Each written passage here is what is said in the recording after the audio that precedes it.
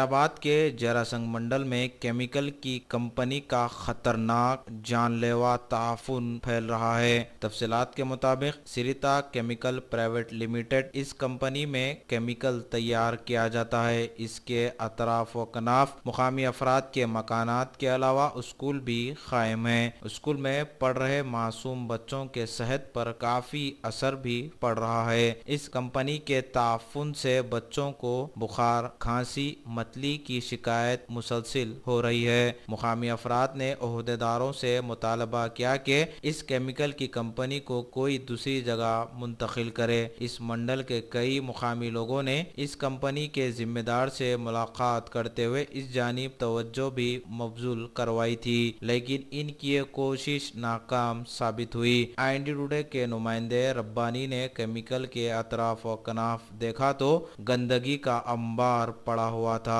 और ताफून भी मुसलसिल फैल रहा था। मुकामी अफराद ने हमारे नुमाइंदे से बातचीत करते हुए बताया। नाजरीन, अब देखना होगा कि ओहदेदार कहां तक इस जानिब तवज्जो देते हैं।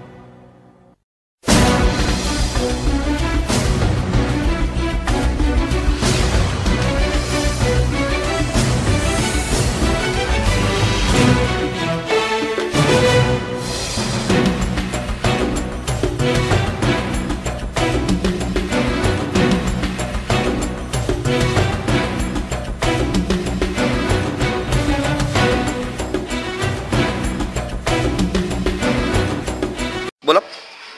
हमारा स्कूल नाम KGBV जरासंगम कस्तूरबा गांधी बालिका विद्यालय।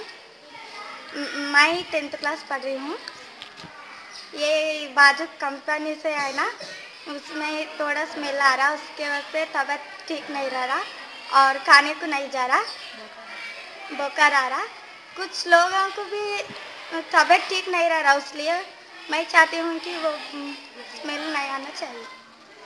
हम तो रवि, हम यहाँ वाटर सप्लाई में काम करते हैं या वाटर टैंकर में। हम तो ये रात में ये गोलगट तो कंपनी है ना, से वो कंपनी का बो आ रहा, इसलिए वो बच्चा का वो सर्दी हुए बुखार आके मैं हॉस्पिटल जा रहा, नहीं तो गाँव को चले जा रहा। और रात में 12 बजे टाइम पे उन्हें पूरा बो आ रहा, बहुत गलीज बो आ रहा। ये एक बार शाम का टाइम में भी आ रहा, वो खाने का टाइम पे आया था, वो बच्चा भी खाना नहीं खा रहा। हॉस्टल है, ये विश हॉस्टल है। अब वो ये हॉस्टल का प्रॉब्लम तो वही है, बच्चा को वो बुआ रहा, बुआ के इधर बच्चा को बुखार आके सर्दी हुए। हाँ।